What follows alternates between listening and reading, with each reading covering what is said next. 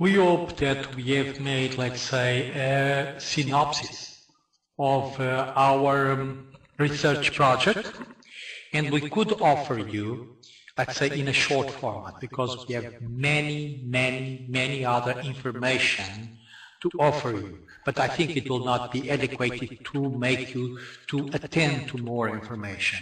Now, before we go on, I would like to listen to the opinion of Professor David Richardson from Sweden.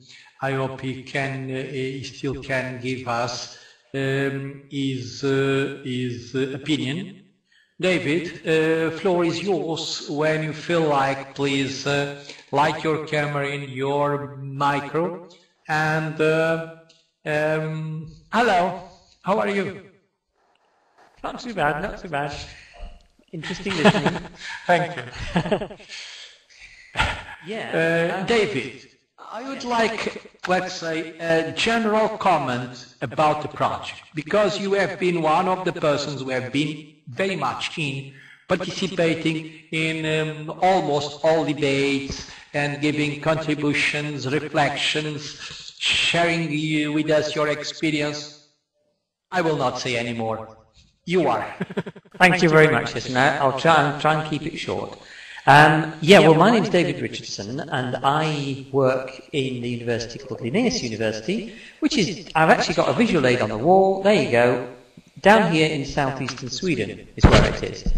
You might wonder why I've got a huge map of Sweden on my wall. Well, it's because my students come from all over the place, but not from the town that I live in, or very rarely in the town that I live in. So I often have to go and find on a map exactly where in this huge country they live. Now, the internet came to Sweden in about 1994, and it started being used in education very early on, because the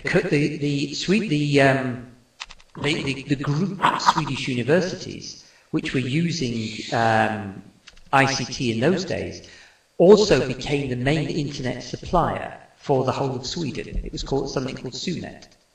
Now, I started using the internet for my teaching around about that time too. So over the years, I've had something in excess now of 8,000 students studying my courses online. Now, back in those days, there was quite and I'm now talking about the mid-1990s, there was quite a strong debate in Sweden about whether a teacher teaching using ICT would be somehow a different kind of teacher than a traditional teacher. In other words, whether some special pedagogical skills, didactic skills, that an online teacher would use, that a regular teacher wouldn't use. And there was one camp which said, yes, online teaching using ICT is something radically different, so radically different that we need really a new generation of teachers. However, every time they tried to identify what one of these skills was, we fell back onto really what is traditional teaching skills. Like, for example, listening to your students. Don't we do that anyway? Like, for example, teaching your students to be very critical of the sources of the information they get. Like, for example, being responsive and sympathetic and organizing courses so that they are comprehensible and clear. And you can see what I mean. You know, as soon as you start trying to narrow down and identify some teaching skill which is clearly of use to an online teacher, you've also identified a skill which any teacher might need. So I'm a little bit skeptical. I've always been a little bit skeptical of the fact that, the idea that somehow teachers who work online are different from teachers who work in the classroom. More than 100 years ago, a Swedish organisation called Hermods started up, offering teaching by correspondence, teaching school subjects by sending letters to people, for people who couldn't attend school themselves because the schools were too far away. And for a long time, people looked down their noses at this and said, you know, Hermodskost, must be rubbish. But a lot of the Hermods teachers reacted to this and said, no, we actually had a very close personal relationship with our distance students. You know, we had to, because otherwise, how would they have the, what should we say, the energy, the will to keep going when they're stuck away on some farm somewhere out in the country? Of course the teachers had to have presence and sympathy and good organizational skills, etc., etc. So, like I say, I think those of us who are, you know, older and greyer teachers, we shouldn't give up too easily.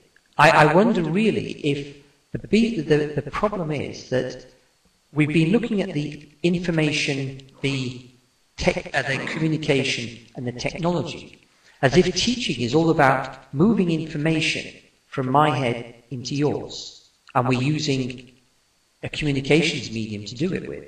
But surely teaching has always been about making judgments and helping our students to learn things. Surely, really, fundamentally, teaching has always been about communication. And some of what we're communicating is information, but we're doing it less and less out of our own mouths and more by getting our students to go and find it out. And we're using technology to do it. So if we could just turn the picture around and say, it's not information technology, it's communication is what we're doing. And that's always been a fundamental teaching skill, in my opinion. There you go. Thank you, David. Brilliant as always. I was keeping an eye on the time. Okay. I would be glad if other colleagues would like to light your cameras and would like to participate in the debate as well. Before I open the debate, I would like to make, let's say, 3 comments. One is that we have decided to make subtitles for some of the communications because I felt that it could help those who have more difficulties on English speaking. Another comment is about e-learning. And that reminds me of a very interesting story that happens in 1920 when a newspaper published a news that now the cars are getting such a tremendous speed, 40 kilometers per hour, and this is proved by scientists that it's against humankind and this cannot be in the future. Sometimes when I listen to some comments about e-learning, reminds me this comment in the newspaper about the speed of the cars. And finally, I would like to recommend you an exercise after we finish this debate. It's an exercise about didactic communication. If you try, let's say, if we know that we listen faster, that our eyes can read, and our eyes can read faster than our brain can understand, please try to record one of your messages, type it, and see if you can read it in the speed you are speaking. Then, can you imagine what will be the difficulties of your students when they listen for you if you are speaking at a very high speed? Now, let's open the debate, and we have 3 questions on the table. And the first question is, how can we support cooperation and communication between students with e-teaching learning process? The second question is, can the video conference replace a teacher standing in front of the students? What shall we do if there are technical problems? Okay, I will try to give my opinion and share with you my experience. The situation is very easy. First, we are not changing because new technologies are available new methodologies are available, but because our students need new tools, new approach, new environments. Every day our students are listening to webcasts, multimedia content and things like this. So if we don't go to the mountain, if Maumee doesn't go to the mountain, mountain will go to Maumee. And this is an Arab saying. What I have to say is that a virtual classroom is prepared for some kind of, let's say, teaching and learning. Contents should be prepared and distributed on demand in video and printable formats, offered to our students in the best quality that we teachers can do it. Virtual classrooms, face-to-face classrooms as these are prepared to give guidance, support, offering them the possibilities of showing the work done and putting us questions. But this is a tool for the future. And if the technology fails, it's the same thing as if you have a cold and you go to your classroom and you cannot speak. You cannot go to Formula 1 racing with a Seat 500. You must have the proper tools for the proper moment. David, you are an expert on using these tools all over the world from many years ago, and you could give us and share with us as well your experience. Sure, yeah. We actually had a breakdown of the entire Swedish University network this morning, at least the Adobe Connect network, because last night there was some catastrophic rain in Stockholm, and a whole area of Stockholm was flooded. So for 3 hours we had no Adobe Connect, and people going crazy all over Sweden because we use it so much. I've been challenging myself over the years to try and find something that can't be done online, whether it's using interactive video conference like this or other methods. I think there are lots of things still, but I think the challenge for teachers is to work out what absolutely must be done with teachers and students in the same place at the same time, and what can be done in other ways. One of the, for example, let's think about Katowice, if that's how you say it in Poland. Yeah, I'd love to be with you today in person. I'm sure that I would have a fantastic time, and I can just imagine when the conference is over and you all go out and have a nice meal and a drink together, how nice it would be to be there too. But on the other hand, is it really a sensible use of resources to move me several hundred kilometers, and imagine how much it would cost in order to be, just for you to be able to hear me speak for five minutes or so? Probably not. And if you then turn that around and say, what about a situation where we actually want to bring in lots of impulses or inputs from around the world to small places like Kalmar? Now, in a couple of weeks, I have a group of teacher trainees who are actually mostly teachers out in schools doing a training course in how to teach English. And the physical distance from where they are to where I am is a lot less than the physical distance from where I am to where you are in Poland. Now, we're using a book, a really good textbook, on paper, old-fashioned pages in it and stuff. But through the magic of internet, I can bring the authors of that book into one of my lessons from Barcelona to people who are actually all over Europe and all over Sweden. Now, I think that gives an added value to my teaching that I could not have got any other way. It would never have been economic to bring Gavin and Nikki from Barcelona to Sweden, and to bring all my students from all over the place where they are. One of them is in the south of France. On a particular day, it would never have been worth it.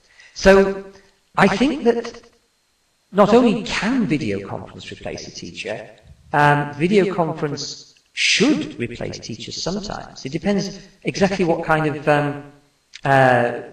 sort of like inputs you're making. But one of the key early quotes from the internet world was, any teacher who can be replaced by a machine ought to be replaced by a machine. And that's I think, my bottom line on it. Over to you, Adam. I should say that it's not that a camera can replace a teacher, but one teacher from the past can be replaced from a teacher from the present. And it's not only a question of using cameras or not, because we can see lousy people in front of cameras and lousy teachers in presence classrooms. The question is to substitute traditional, old-fashioned, no communicators and so on teachers by new teachers. Doesn't matter if they have 70 years like myself, or if they have 25 years like, if they have 30 years like Carlos Nunes, which is a very good teacher and a very good friend of me. Eugenia, when you feel like make a comment, you are welcome to comment with us as well. Go on. Can I just put another thing in there? I have a friend who teaches engineering science. And particularly in the 1990s, whenever the computer salesman came by and said, you know, now we've got this fantastic computer system which will teach your students engineering science for you, he always used to say, where's the swimming pool in your system? And they said, what? He said, well, I usually take my students down to the swimming pool so they can experience Archimedes' principle for themselves, for real. So can your system do that? And then they go, oh, no, not really. And you think, yeah, I mean, there are going to be some things. I mean, I'm a language teacher, so a great deal of what I have to do, if I'm going to teach people English, is to get them to dare to say something. Now, I think I can do that with some online tools. You know, I work a lot in Second Life with like this, and it's a wonderful environment so people don't feel self-conscious about speaking a foreign language, because it's not them doing it, it's their avatar. But if you were to give me the opportunity of meeting people face-to-face in the same place, in the same physical location, I think at some point I'd rather have that, because it's so much easier to get over people's embarrassment and to work with things like body language and facial expressions. However, that's now. When I look at how computers have changed in the last 15, 20 years, and then think how they're going to change in the next 10 years, I'm not so sure that we're always going to need to transport people to the same place, just in order for them to even do touchy-feely things like that. Oh, back. But what I can share with you is not only my experience as a teacher, but my family experience as well. I could say that I have a virtual family. What does it mean? It means that my wife's father is 92 years old and is permanently in front of two computers. This is something I should say that he is not a digital borner or a digital migrant. I should say that he's a dino digital. Another thing is I have more than 3 grandsons. One is living in London. She born in London. Another is living in Azores Islands in the middle of Atlantic.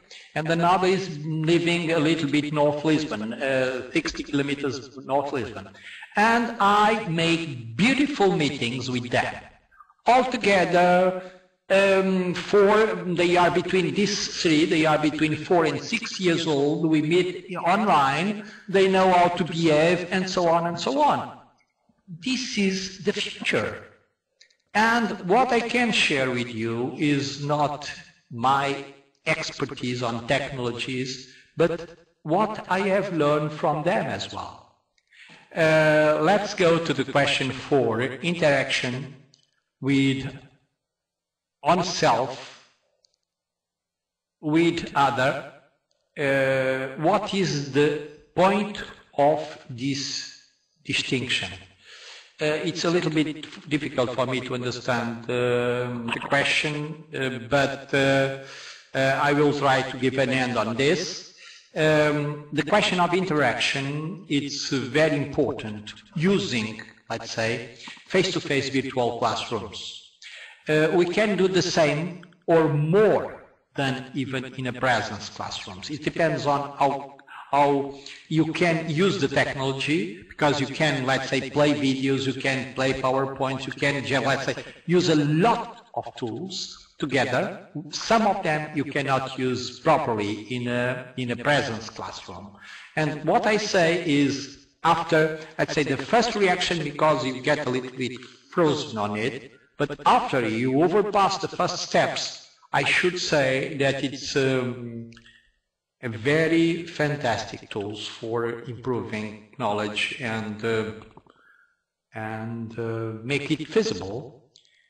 David, would you like to make some complimentary comment, please? About this? There we go. Yes, right, okay. If you? Yes, please. Sure. I was just, I'd muted my microphone to be a good citizen whilst I was gone.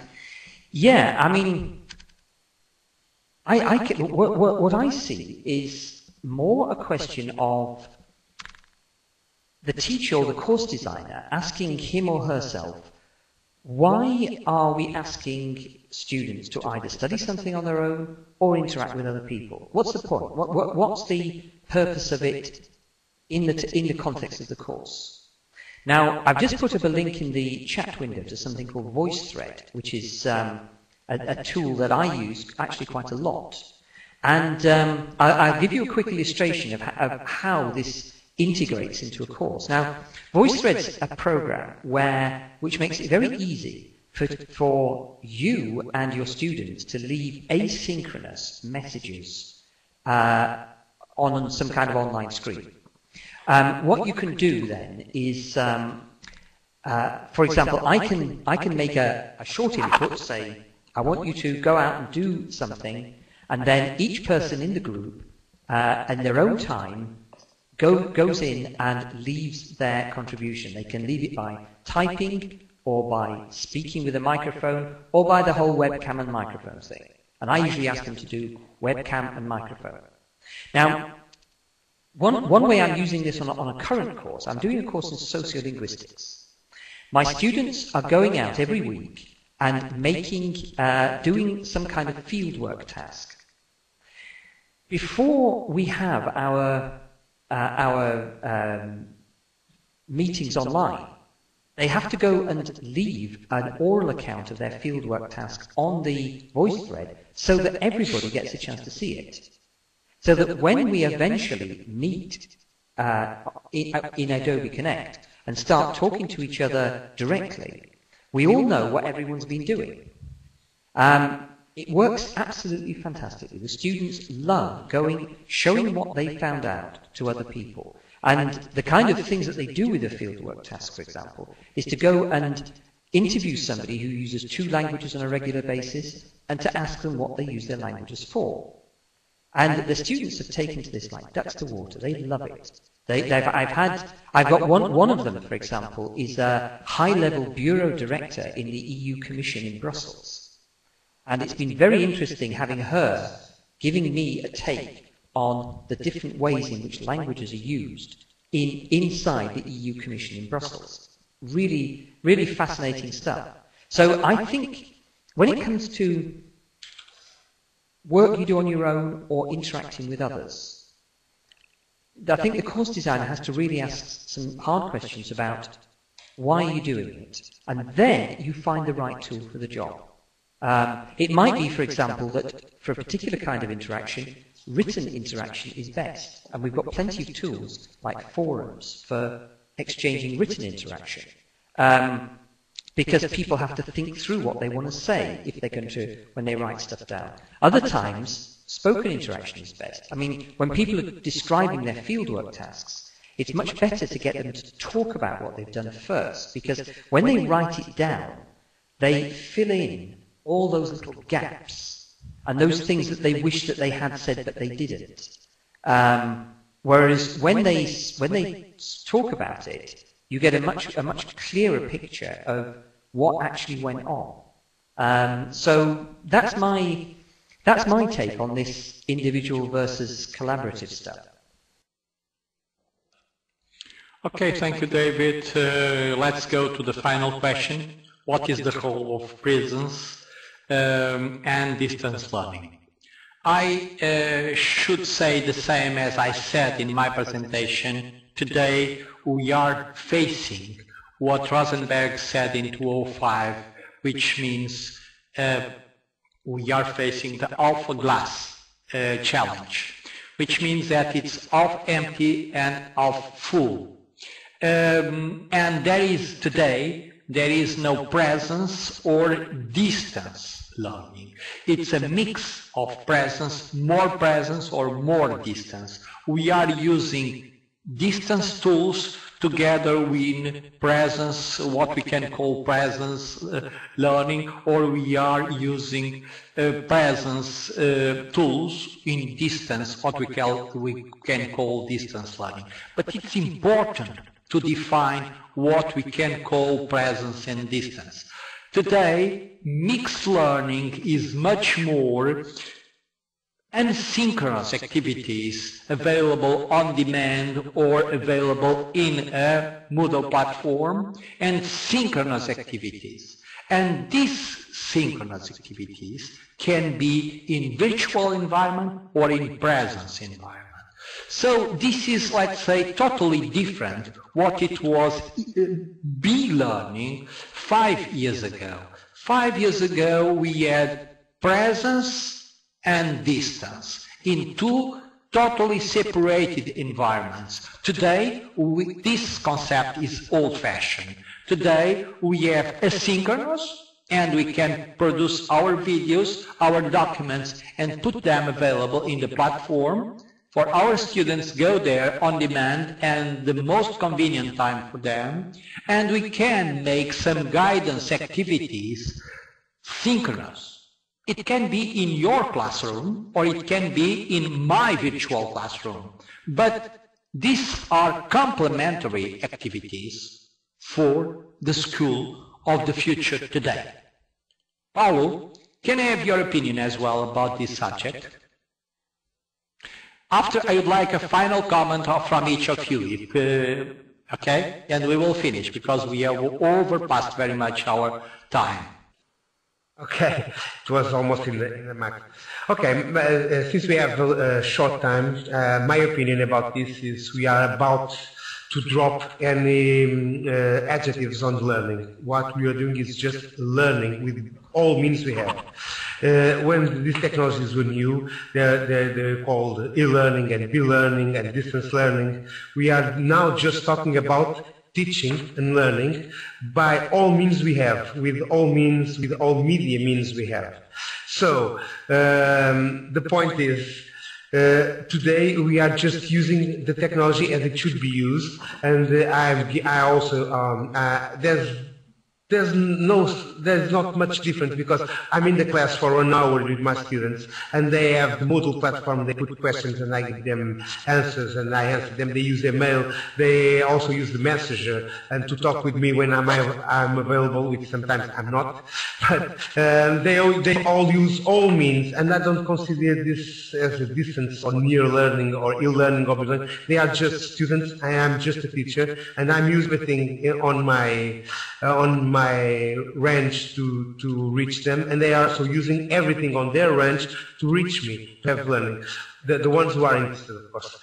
And so this is a very short commentary, but we are not talking not about distance learning or near learning or e-learning or e-learning, but just about technologies of teaching and learning. Thank you, Antonio. Paulo, sorry, I don't agree 100% with you. I have to agree 200%. Okay. Thank you very much. David, can I have your final comment, please? I can see that the people in Poland need to get away too. Yeah, yes, the role of presence in distance learning. Yeah, I think. Well, I've talked to Javier and Paolo and Antonio many a time, but we've never actually met in the same bar, have we? And wouldn't that be nice one day? But on the other hand, if we did meet in the same bar, and if we came along to Poland, it was one in Katowice, I bet you that we'd know what sort of people we were. It wouldn't be a surprise the first time we met, would it? Because we've met 6 or 7 times, 10 or 12 times or something, and yet we get our personalities across. This is what I think is going to be much more the learning of the future. Students are not going to be little cogs in a machine. They're not going to be an anonymous mass anymore. And neither are teachers. We're all going to be very much interacting as people. And just to finish off with, isn't that how Western scientific thought started? Way back in the Agora in Athens, with people talking to each other, trying ideas out on each other, and arguing face to face, except we're doing it now online. So thank you very much, Katowice. How does things has been changing during 2,000 years? Eugenia, can I listen some comment from you as well? Thank you very much for very, very interesting comments, and you answer our questions. Our congratulations for Professor Antonio dos Reis and other participants of your project and experts. In name of all participants of our conference, thank you very much for possibility to participate in presenting the conclusions of series debates about teachers' skills for the School of the Future research project. And we hope on continuing of our cooperation and exchange our experience in area e-learning and teacher training in area e-learning and other very important future competences. Thank you very much. Thank you, Eugenia. You hosting this conclusion of our project. I'd like to listen. In order to finish our debate, it's usual that we make an evaluation of all activity we made. There is two, let's say, a formal and an informal one. One formal while you fulfill a statement with many questions saying yes, no, good, bad, and so on and so on. And another, which is very easy to do, is if you please count how many people got asleep during our debate and or how many ran away from the auditorium. You will send me this report later. Thank you very much. It was a pleasure to be with you. It was very interesting, and your comments and your communication were very complimentary to our conclusions. Thank you very much, and we'll be in touch. Thank you. Bye-bye. Thank you, Eugenia. Bye-bye.